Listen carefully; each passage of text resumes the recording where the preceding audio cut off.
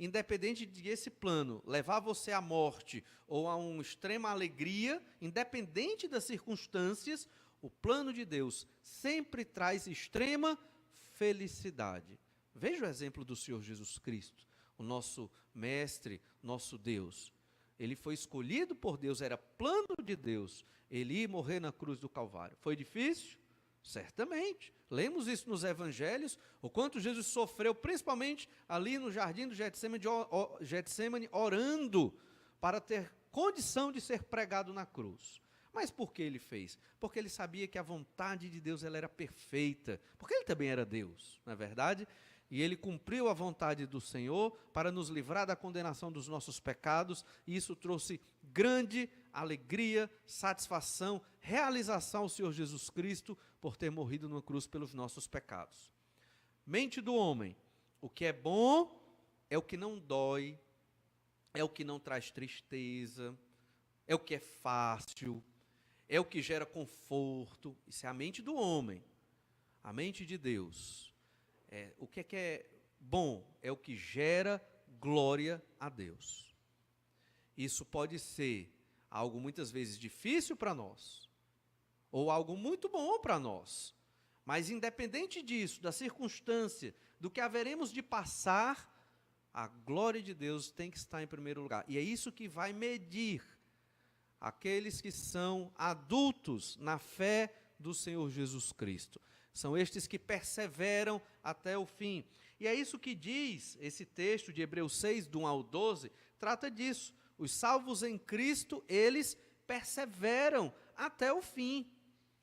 Eles têm uma força dada por Deus, não por eles mesmos, e eles estão comprometidos com o Senhor, o Pai, o Filho e o Espírito Santo, para viver aquilo que agrada ao Senhor. Então, o autor dessa epístola está dizendo para estes irmãos: vocês têm que perseverar, porque são crentes em Jesus, vocês não podem retroceder. E ele usou um argumento, ele disse: os que perseveram são perfeitos no ensino das Escrituras. Em nenhum momento o autor dessa carta disse para aqueles irmãos que eles não eram irmãos. Mas em vários momentos o autor dessa carta disse: vocês não estão se comportando como irmãos, não estão se comportando como servos de Deus.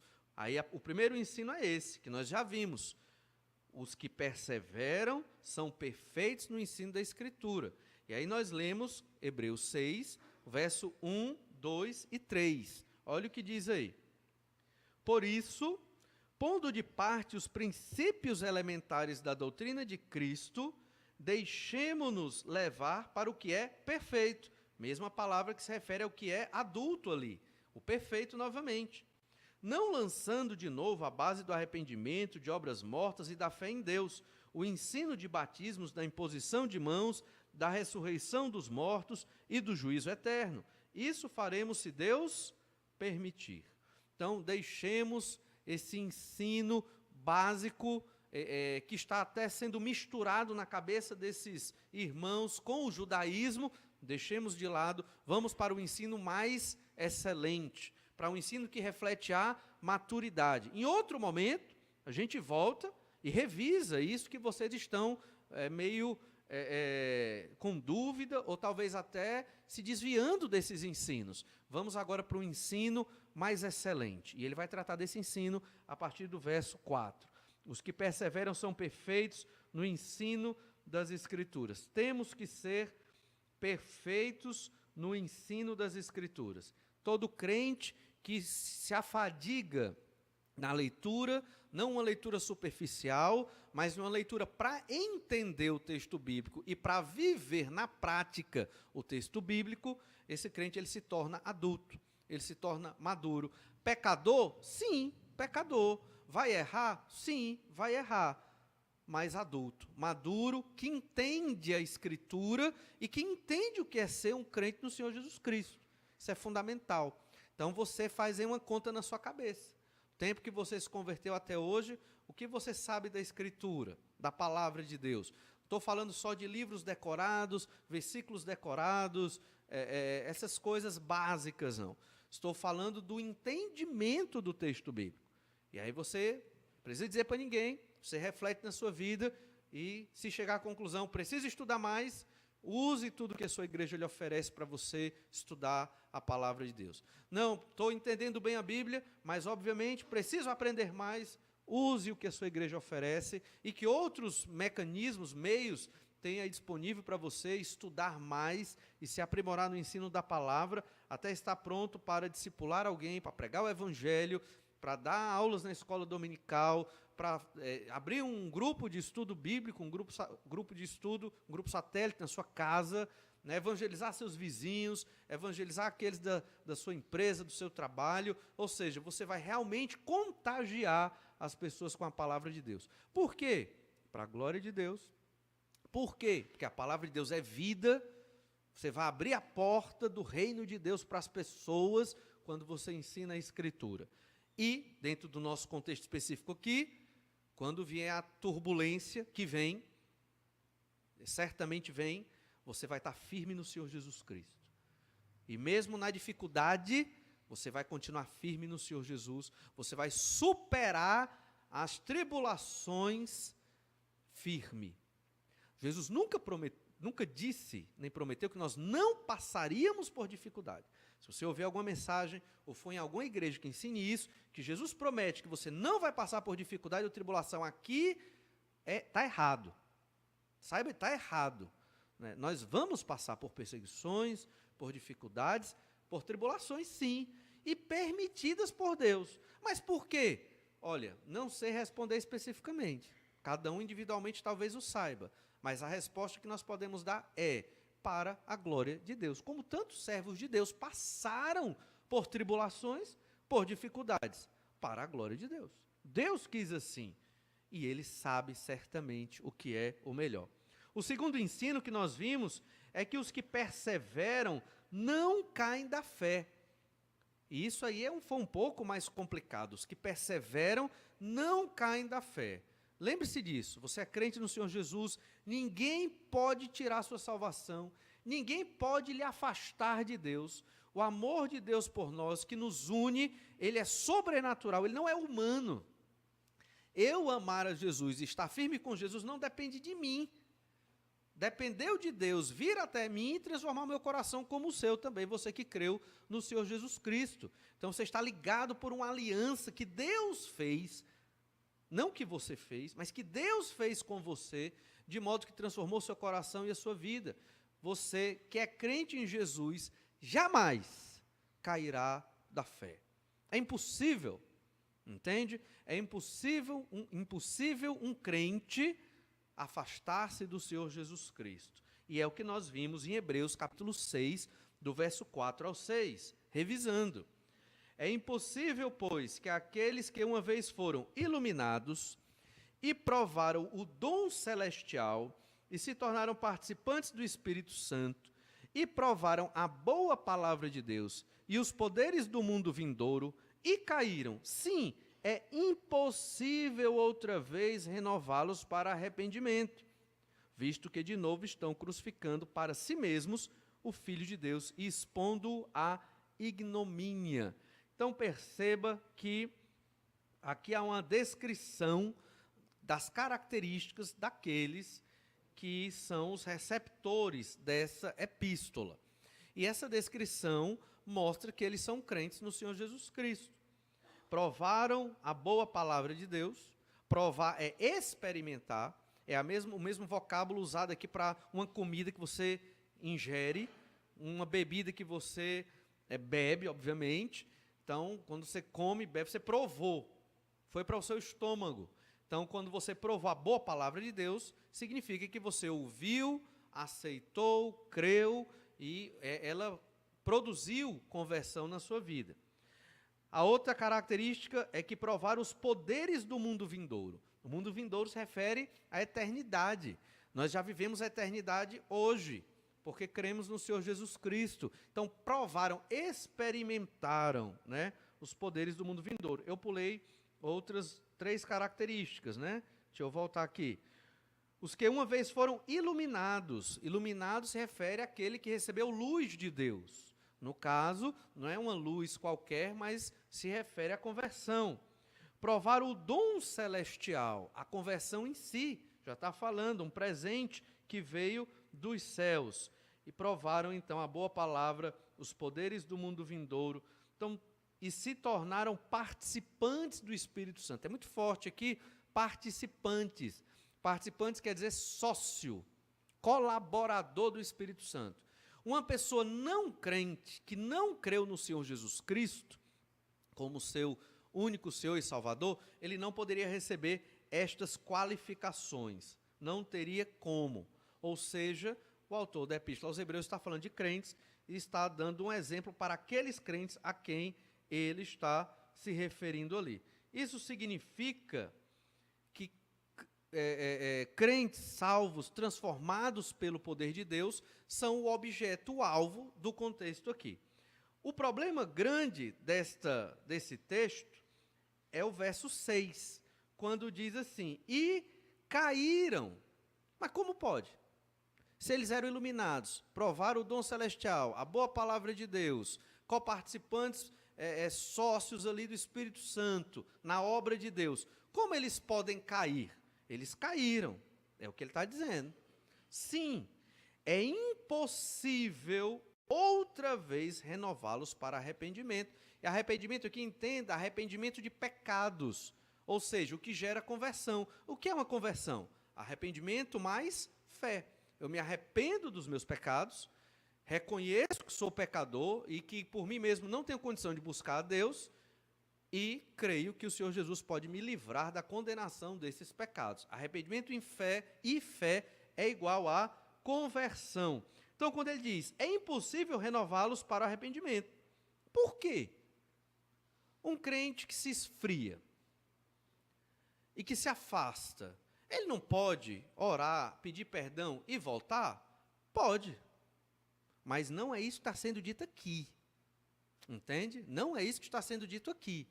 Um crente que esfria na fé, deixou de vir para a igreja, deixou de ler a Bíblia, passou um ano ali sofrendo, no mundão, perdido. Mas em algum momento ele ouve uma mensagem, ele lê um texto da Bíblia, e ele se arrepende, clama ao Senhor, e volta para os caminhos de Deus. Tudo bem, isso é lícito, está certo, tem que se arrepender, tem que voltar para Deus. Mas não é isso que ele está dizendo aqui. Ele está levantando uma situação hipotética. Em que sentido? No sentido de que se um crente viesse a cair, o que não é possível, é impossível. Por que é impossível um crente cair? Porque não tem como renová-lo para o arrependimento. O que significa isso? Ele não tem como se converter de novo, só se converte uma vez, não se converte duas vezes. Mas por que não pode se converter duas vezes? Porque para que haja uma nova conversão, se é que houve uma primeira, é necessário Jesus Cristo ser crucificado novamente. Uma recrucificação de Jesus. E é o que nós lemos aí na sequência do verso 6. Visto que, e esse visto que é uma explicação, de novo estão crucificando para si mesmos o Filho de Deus e expondo a ignomínia, ou seja, a vergonha. É possível crucificar Jesus novamente? Não, porque o sacrifício de Jesus foi feito uma vez por todas. Não tem como crucificar Jesus de novo. Se não é possível crucificar Jesus novamente, não é possível se converter uma segunda vez. Se não é possível se converter uma segunda vez, esses crentes, eles não têm como cair. Eles não podem cair. E isso aqui é o que é muito bem elaborado, é um argumento retórico que eleva até as últimas consequências, ao absurdo, o que aqueles crentes estavam querendo fazer. Veja bem, o autor aos Hebreus não disse que eles não eram crentes. E ele nem tinha condição de fazer isso, porque ninguém pode julgar a fé de ninguém. Se você diz que crê em Jesus, eu vou crer, eu vou acreditar em você. Se você testemunha publicamente que creu no Senhor Jesus e que será salvo pelo sangue do Senhor Jesus Cristo, eu vou acreditar que a sua fé é sincera e honesta. Se você é sincero e honesto com Deus, é outra história. É você e Deus. Eu vou acreditar no que você está me dizendo ou nos dizendo e o que eu digo para vocês. Por isso que cremos desta forma. Mas aqui, esses irmãos, se eles estavam se afastando de Jesus, é porque eles estavam caindo da fé. E se isso fosse possível, e eles quisessem se converter novamente no futuro, não teria como. Eles teriam que crucificar Jesus novamente. Resumindo esse argumento, um crente não tem como deixar Jesus. Se um crente deixa Jesus, é porque ele nunca creu no nome do Senhor Jesus Cristo. E esse é o argumento do autor, muito bem elaborado, fica até complexo para o nosso entendimento, porque é um texto realmente bem trabalhado, para que aquele leitor, ao se deparar com esse texto, ele perceba o absurdo da atitude dele. Deixar Jesus só porque eu estou perigando morrer? Eu estou também aqui exagerando para que os irmãos entendam que Jesus é mais importante do que a nossa própria vida. Então veja, irmãos, nós não fomos chamados para uma fé sem propósito. Não fomos chamados por Deus para uma fé vazia. Não fomos chamados por Deus só para estar tendo uma vida de religiosos. Não é essa a ideia. Nem para passar essa aparência de religiosidade para as pessoas, como se nós fôssemos muito bons. Não é isso. Quanto mais Bíblia, mais se percebe que é pecador. E quanto mais se percebe que é pecador, mais tememos a Deus. E vamos querer fazer a obra de Deus com todo cuidado, com todo esmero, não querendo ser melhores do que os outros, mas buscando a glória de Deus. Um erro grande que crentes cometem na modernidade é achar que são uma casta superior, melhor do que outras pessoas. Irmãos, fomos abençoados com a graça do Senhor Jesus Cristo. E muitos dos nossos amigos e familiares ainda não foram. Temos que orar por eles, sofrer por eles, porque a vida de uma pessoa que não tem Jesus não é boa. Não é boa. Não tem a aprovação de Deus, não tem o suporte de Deus, não tem a bênção do Senhor. Essa pessoa que não tem Jesus, ela não consegue nem falar com Deus, como nós falamos. Eita, pastor, que prepotência, né? Só vocês falam com Deus, né? Não, não somos só nós. É todo aquele que crê em Jesus como seu Senhor e Salvador, porque Jesus é quem media essas orações até Deus, e o Espírito Santo também, obviamente. Mas foi por causa do sangue do Senhor Jesus que nós tivemos livre acesso ao trono da graça, como já observamos aqui na Epístola aos Hebreus. Então perceba que, assim como é impossível recrucificar Jesus, é impossível também uma segunda conversão. É impossível também um iluminado, um crente convertido, cair. Ou seja, não existe essa ideia de um crente que cai da fé e que perde a sua salvação. Os crentes perseveram até ao fim. Até ao fim. E nós então queremos observar alguns textos ainda que nos ensinam isso. Hebreus capítulo 10, verso 10, trata disso.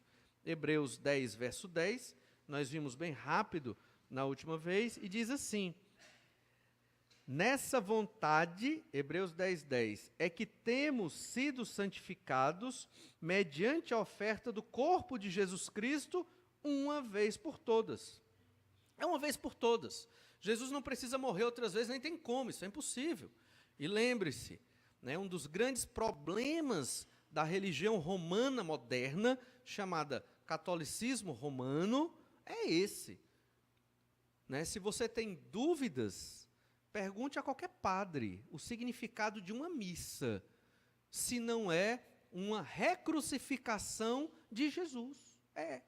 Literalmente, é uma doutrina caríssima aos católicos, que não é bíblica, é uma grande heresia.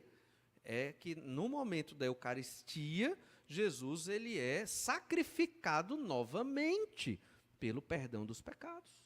Toda missa.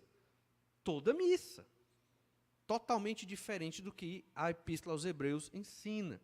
Por isso, não é uma religião cristã, como a Bíblia ensina.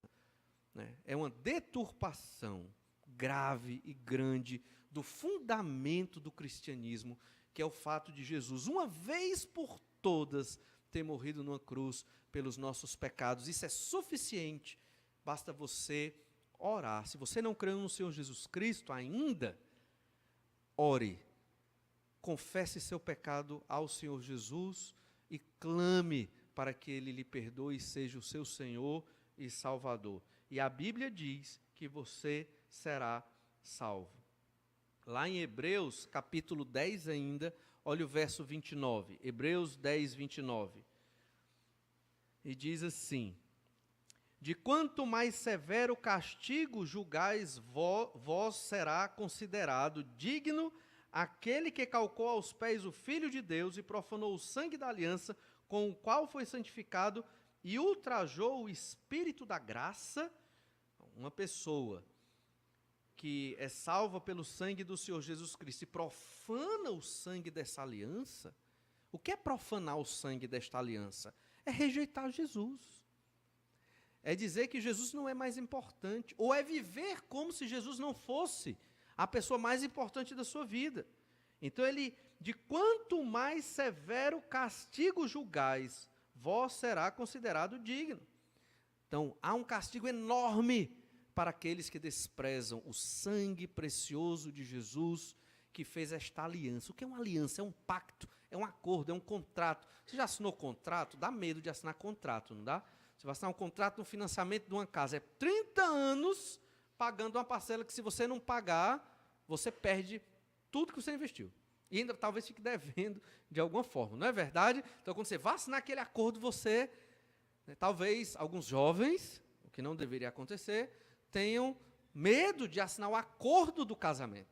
Não é não? Aqueles que estão aí pensando em casar ficam meio com medo, porque é um acordo para a vida toda.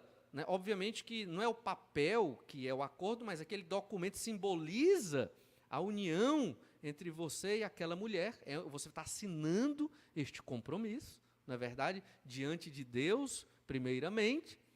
E talvez você fique meio nervoso, preocupado, porque essa vai ser a minha esposa para o resto da vida, eu tenho que amá-la e cuidar dela. Então, naquele você pensa bem antes de assinar esse acordo, não é? Mas o Senhor Jesus, Ele sozinho assinou esse contrato. Ele sozinho firmou esta aliança conosco, para nos livrar da condenação dos pecados. Ninguém pode desprezar o sangue desta aliança. Isso mostra que não tem como uma pessoa ela se afastar do Senhor Jesus Cristo, a não ser que não tenha crido realmente que Jesus é o Senhor. E para arrematar todo este argumento de que o crente persevera na fé e não cai, ele está firmado ali, temos Hebreus capítulo 6, versículo 7 e verso 8, que nós não observamos detidamente no domingo passado. E diz assim: porque a terra que absorve a chuva, que frequentemente cai sobre ela e produz erva útil para aqueles por quem é também cultivada, recebe bênção da parte de Deus. Mas se produz espinhos e abrolhos, é rejeitada, e perto está da maldição, e o seu fim é ser queimada. Então aqui ele fala de duas ervas, duas plantas. Uma planta que é abençoada e uma planta que não é abençoada, ela é amaldiçoada. Isso é uma figura, são ilustrações. Cada planta dessa se refere a um tipo de pessoa. Uma pessoa que é abençoada, pessoa que é amaldiçoada. A graça de Deus aqui é a chuva. A graça de Deus aqui, no sacrifício do Senhor Jesus, é a chuva. A plantinha que recebe a chuva e cresce e produz fruto, essa é abençoada, essa aqui é salva pelo sangue do Senhor Jesus Cristo. A plantinha que, mesmo recebendo a graça de Jesus na sua vida, que é a chuva, e produz espinhos e abrolhos, essa plantinha está demonstrando que não creu em Jesus. Recebeu a mesma graça. Recebeu a mesma palavra de Deus, que foi o evangelismo ali, para ela crer. Mas essa plantinha não vingou, não produziu fruto bom, fruto ruim, fruto mau. Lembra que João Batista já falara disso, o Senhor Jesus já falara sobre isso também nos evangelhos? E qual é o destino da plantinha que tem espinhos e abrolhos? Ser queimada. E essa figura aqui de ser queimada, mesmo dentro de uma metáfora aqui, ela se refere ao inferno. Mas como é que nós podemos deduzir isso? Por outros textos da Escritura. Lá em Mateus capítulo 3, verso 12. Olha Mateus 3, 12. E aqui João Batista diz: a sua pá, falando da pá de Jesus, a sua pá ele a tem na mão, e limpará completamente a sua eira. Estou lendo Mateus 3, verso 12. Repetindo. A sua pá ele a tem na mão, e limpará completamente a sua eira. Recolherá o seu trigo no celeiro, mas queimará a palha em fogo inextinguível. Então, João Batista está falando do Messias, o Senhor Jesus, ao trigo e à palha. A palha não presta para nada, é queimada. O trigo é guardado no celeiro. A imagem aqui é que aqueles que creram em Jesus vão estar no céu, no novo céu e na nova terra, vão ressuscitar para estar com Deus. O celeiro aqui é a morada que Deus preparou. A palha são aqueles que rejeitaram o evangelho. Esses vão para a condenação no inferno, serão queimados. Mas essa não é a única passagem que fala sobre isso. Mateus 7,19 diz assim, Mateus 7,19, Jesus falando, toda árvore que não produz bom fruto é cortada e lançada ao fogo. Então, a ideia aqui também, árvore que produz bom fruto, convertidos no céu com Deus. O fruto então são as obras que me levam ao céu com Deus? Não. Depois de convertida, ela vai produzir bom fruto. Ou seja, todo aquele que crê em Jesus, ele tem que produzir bons frutos. É natural do crente. E o que é produzir bons frutos? É viver sem pecar? Não, é impossível. Produzir bons frutos se refere a amar a Deus, amar ao próximo, pregar o evangelho, fazer tudo para a glória de Deus, e aí por diante, fazer discípulos. Obviamente que vamos continuar pecadores ainda aqui nessa terra, nessa realidade, aguardando a vinda do Senhor Jesus Cristo. Mas o crente, ele quer produzir bons frutos, porque a divina semente foi plantada no coração dele. Houve uma transformação de mente sobrenatural no dia da sua conversão. Então, esses frutos, eles vão pular, eles vão saltar de você. Você vai querer isso para a sua vida. Se isso não acontece, de duas uma. Ou nunca creu no Senhor Jesus Cristo, ou está tão frio na fé, como estes aqui da Epístola aos Hebreus, que não estão glorificando a Deus com as suas vidas. Infelizmente, na igreja evangélica brasileira, estou falando aqui de muitas e muitas igrejas evangélicas espalhadas no Brasil, é o que acontece. Os evangélicos acham que espiritualidade é gritar nos cultos, levantar as mãos, pular, rolar no chão e outras manifestações do Espírito, quando, na verdade, verdadeira espiritualidade é ficar firme em Jesus no meio da tribulação, é ter vida de oração, é amar o seu próximo e o seu inimigo que te persegue, é você responder esse inimigo com um sincero amor por ele, sincero. Isso é verdadeira espiritualidade, é você colocar Deus sempre em primeiro lugar, é ter a Bíblia como um instrumento tão próximo de você, que quando você tiver dúvida sobre qualquer questão da vida, você vai procurar a Escritura para achar as respostas ali, dentro de um estudo, né, uma leitura coerente, inteligível dentro da palavra do Senhor. Essa é uma verdadeira espiritualidade. Muitas vezes, nem dá para manifestar muitas dessas coisas de uma maneira tão visível, né? Mas é assim que a Bíblia ensina, que nós devemos demonstrar essa perfeição, essa maturidade, este ser um crente adulto, é desta forma que devemos manifestar. Mas se uma árvore não produz esses frutos, então, o que é que vai acontecer com ela? Lançada ao fogo. Eu me lembro, na minha ingenuidade, no começo do meu ministério, eu queria que a igreja fosse, né, todo mundo trigo. Isso me frustrava muito, porque alguns irmãos não pareciam crentes ali. E depois de ler algumas vezes a Escritura, observando a questão do trigo e do joio, é muito claro, né, o ensino do Senhor Jesus, eles vão crescer juntos. Não dá nem para distinguir o trigo do joio. E sabe quem faz essa distinção? Só Jesus, no dia da ceifa, da colheita, no futuro, no dia do Senhor, no futuro escatológico, quando o Senhor Jesus verdadeiramente vai julgar a nossa fé. Aqueles que são crentes no Senhor Jesus, verdadeiramente, por uma conversão realmente promovida pelo Espírito Santo de Deus, ou aqueles que estão na igreja porque gostam uns dos outros, porque são humanistas e é muito bom estar com a turma, ou aquela mocidade, gosta um do outro, está sempre junto, passeando, retira aquelas coisas todas. Existem muitas motivações para você estar numa igreja.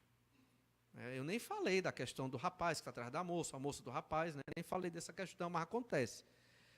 Mas a grande motivação é a glória de Deus. Você veio esse culto hoje por causa do Senhor, para a glória de Deus. Você veio cantar para Deus. Você veio ouvir da Bíblia para que a sua vida seja desafiada e transformada pelo poder do Espírito Santo de Deus. E tem que ser isso que te traz para a igreja do Senhor Jesus Cristo. Tem que ser isso. Se não for isso, qualquer outro motivo é o que te traz, então não está correto. A motivação está errada e não vai durar, talvez não dure muito tempo. Ainda em Mateus 13, verso 40, pensando naquela ideia do ser queimada, a erva que foi queimada. Mateus 13, 40. Pois assim como o joio é colhido e lançado ao fogo, assim será na consumação do século. Consumação do século, julgamento do Senhor Jesus Cristo, e ele vai definir quem realmente creu, quem não creu, e aí vai ficar tudo em pratos limpos. E aí o joio está crescendo com o trigo hoje, na nossa igreja, e em outras igrejas também. Mas um dia o Senhor Jesus vai revelar todas as coisas, e então o joio vai ser lançado ao fogo. Então você percebe que toda vez que se refere a um tipo de vegetal, um cereal, trigo, joio, uma planta, uma árvore, que não produz o fruto, ou que é uma árvore não abençoada, um cereal como o joio, que não é um cereal, na verdade é um mato, que cresce semelhante ao joio, ele vai ser queimado. Ou seja, se refere ao inferno de fogo. E no nosso texto não é diferente. Olha o verso 8 de novo, Hebreus 6, 8. Mas se produz espinhos e abrolhos, é rejeitado, e perto está da maldição, e o seu fim é ser queimado. O autor está dizendo, os iluminados, os crentes no Senhor Jesus, não caem. E, hipoteticamente, exagerando, se fosse possível que não é um crente cair, ele não pode novamente ser salvo, porque senão tem que crucificar Jesus novamente. Ou seja, é impossível um crente cair da fé. Irmãos hebreus, mesmo que vocês corram o risco de morrer, é impossível rejeitar o amor de Jesus. Se vocês estão pensando em deixar Jesus para salvar a vida de vocês, vocês são esta erva, que não produz o bom fruto, mas produz espinhos e abrolhos, e que será queimada. Essa é a mensagem para aqueles irmãos. E o último ensino desse texto, um terceiro e último, é que os que perseveram, eles são diligentes até o fim. Os que perseveram, eles são esforçados, esmerados nas coisas de Deus. Mesmo que não esteja diretamente nos departamentos da igreja, mas é esforçado na sua leitura bíblica, é esforçado na sua vida de oração, é esforçado no discipulado, é esforçado na pregação do evangelho. De alguma forma, esse crente está servindo ao Senhor Jesus em algum aspecto, em alguma área da sociedade, na sua profissão, nos seus estudos, mesmo que ele não tenha como estar mais na igreja devido a várias situações, mesmo que ele não esteja imerso num dos departamentos desta igreja, esse crente, ele é diligente, ele é esforçado, porque ele creu no Senhor Jesus Cristo. E é o que nós lemos, Hebreus capítulo 6, verso 9. Olha o que diz aí. Quanto a vós outros, todavia, ó amados, estamos persuadidos das coisas que são melhores e pertencentes à salvação, ainda que falamos desta maneira. Veja, ele falou de uma maneira dura aqui. No texto que acabamos de ler, ele está dizendo, olha, é impossível um crente cair, porque não tem como crucificar Jesus de novo. Ou você é uma erva boa, abençoada, ou é uma erva má, amaldiçoada. E a erva má é o que não é crente, vai ser lançado no fogo inextinguível e eterno do inferno. Mas aí ele diz no verso 9, ele abranda, porque ele não pode julgar a fé daqueles irmãos. Então o autor diz, quanto a vós outros, todavia, ó amados, estamos persuadidos das coisas que são melhores. Eu creio que vocês são crentes, é o que ele está dizendo. Eu creio que vocês se converteram. Eu creio que vocês pertencem à salvação. mesmo que eu fale de maneira dura, mas eu creio que vocês creram no Senhor Jesus Cristo. E ele ainda diz no verso 10, porque Deus não é injusto. Por que Deus não é injusto? Olha o argumento, como é interessante. Porque Deus não é injusto para ficar esquecido do vosso trabalho e do amor que evidenciastes para com o seu nome, pois servistes e ainda servis aos santos. Esses irmãos que receberam essa carta, eles trabalharam para Deus. Eles serviram à igreja. Eles, em algum momento da vida, eram crentes fiéis. Lembra daquele texto? Aquele que está em pé, cuide para que não caia. Hoje você está firme no Senhor Jesus Cristo, estudando a palavra, pregando o evangelho em fidelidade, mas, irmãos, para nós cairmos é rápido.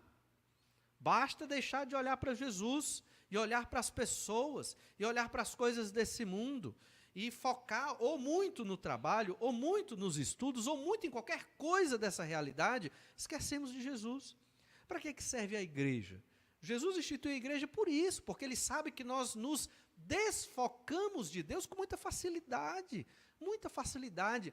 Às vezes, damos mais atenção a um hobby, né, uma coisa que gostamos de fazer, ou até um animal doméstico, damos mais atenção a estas coisas do que ao próprio Deus.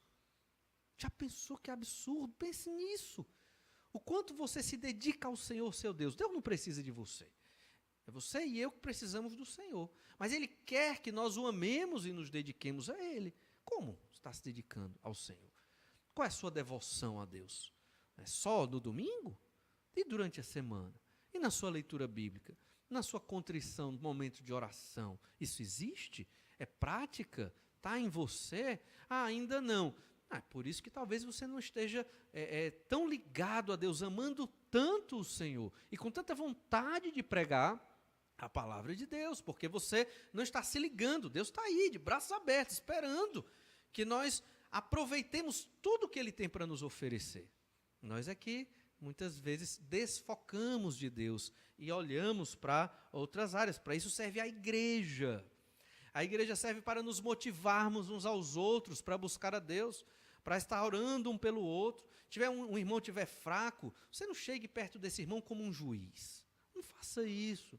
O irmão estiver fraco, você não chegue mostrando o quanto você é um crente bom. Não faça isso. Chegue ajudando. Porque ele está ali sensível, passando por dificuldades. Se ponha para orar por ele, se coloque para fortalecê-lo, ajude-o. Diga a verdade do pecado daquele irmão, diga a verdade, porque o amor implica também em dizer a verdade. Você quer que uma pessoa lhe ame e você só quer ouvir coisas boas? É impossível. Vamos, às vezes, ouvir coisas que são necessárias para o nosso crescimento e que são verdade.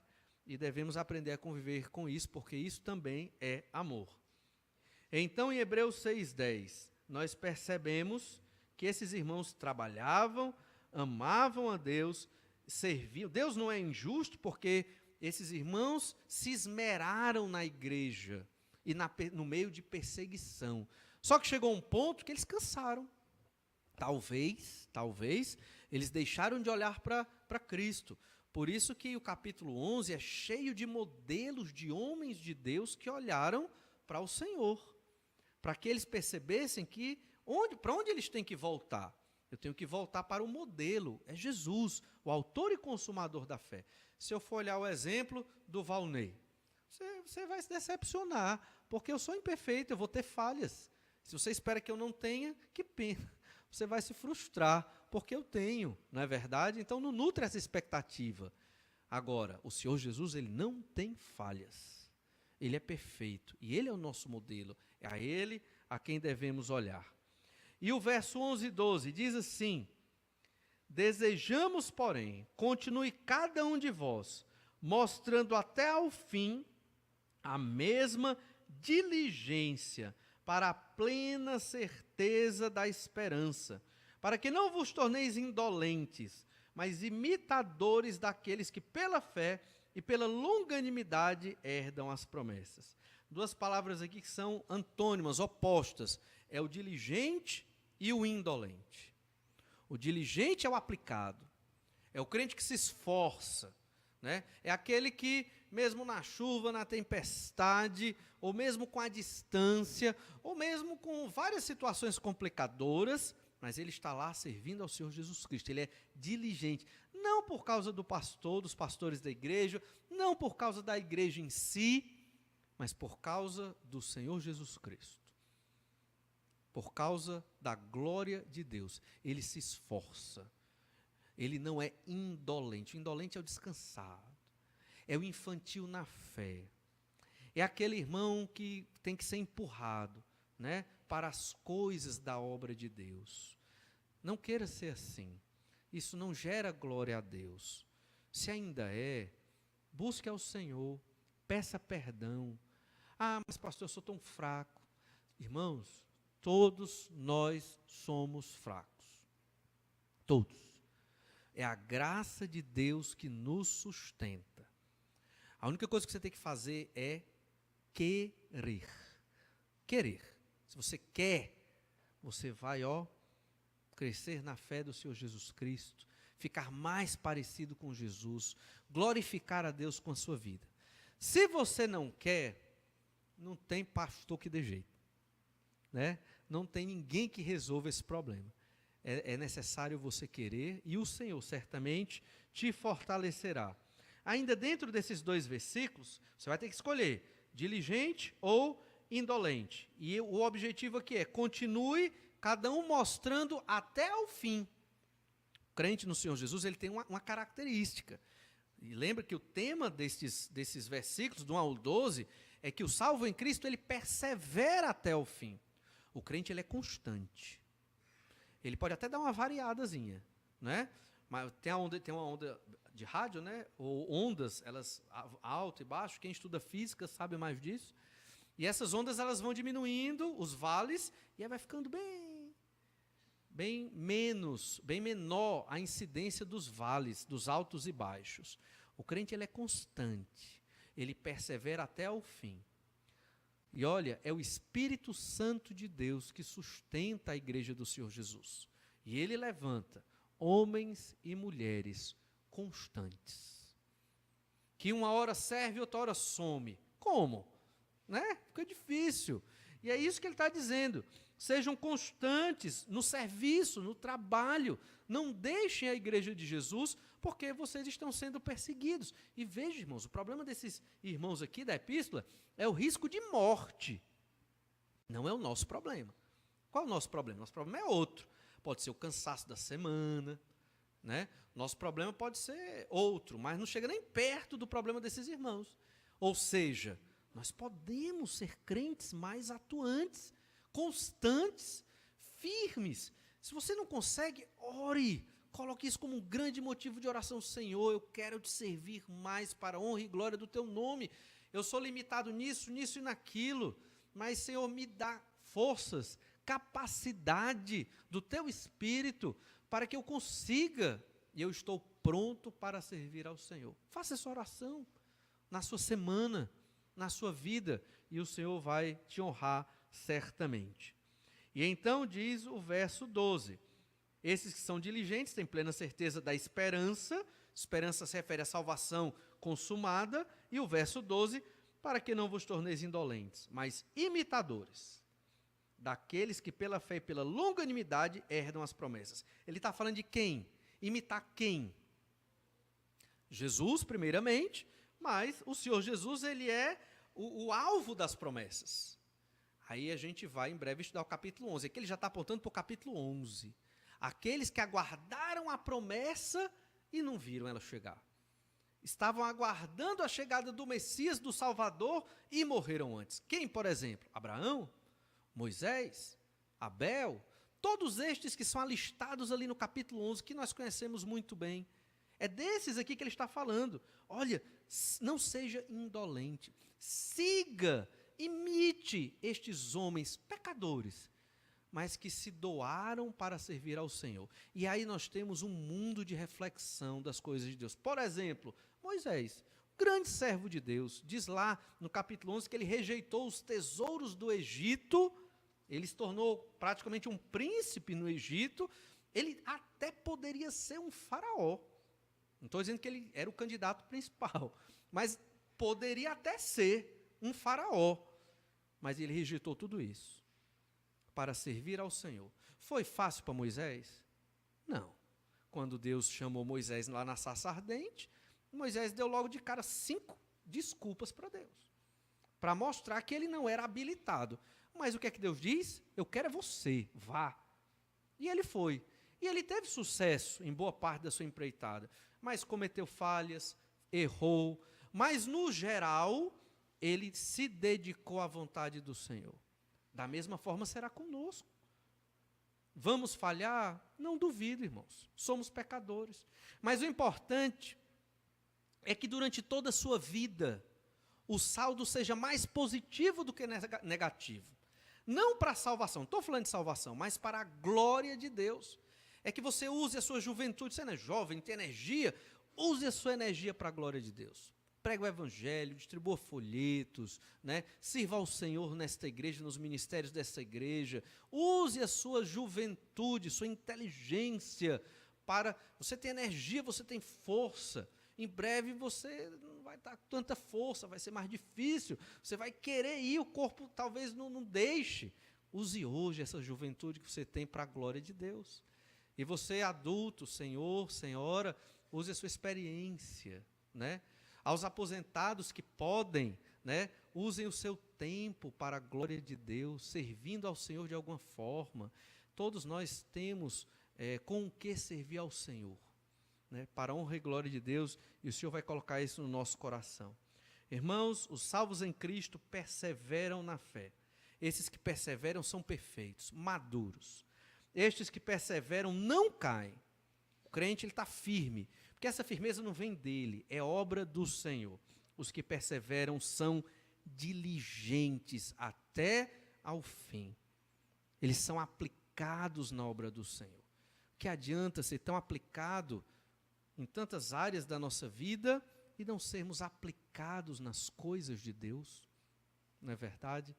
Vamos ser estes crentes que o Senhor quer que nós sejamos, filhos dele, aplicados, firmes, mesmo no meio das tribulações. Vamos orar, pedir que o Senhor nos abençoe. Pai amado, nós te louvamos porque o Senhor é Deus, te louvamos porque o Senhor é todo-poderoso, Criador do céu e da terra. Te louvamos, ó Pai, porque o Senhor que está tão distante de nós, tão alto e sublime, o Senhor nos visita, ouve as nossas orações, mediante o sacrifício do Senhor Jesus, que abriu este canal de comunicação.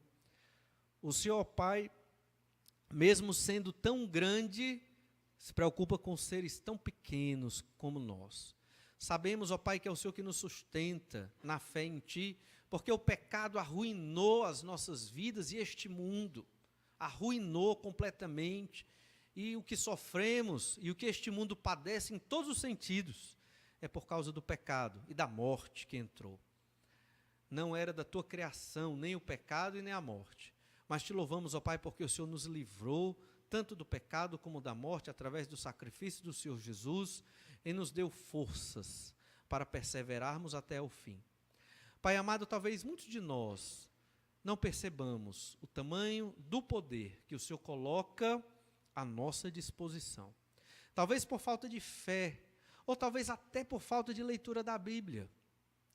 Pai amado, abre as nossas mentes, abre o nosso entendimento como igreja do Senhor Jesus, como a Tua igreja, ó Pai, para verdadeiramente crermos na Tua palavra, de que o crente no Senhor Jesus persevera, mesmo no meio das mais terríveis tribulações e dificuldades. Senhor Deus, que a Tua palavra frutifique em nossas vidas, nos transformando, nos moldando à semelhança do Senhor Jesus Cristo.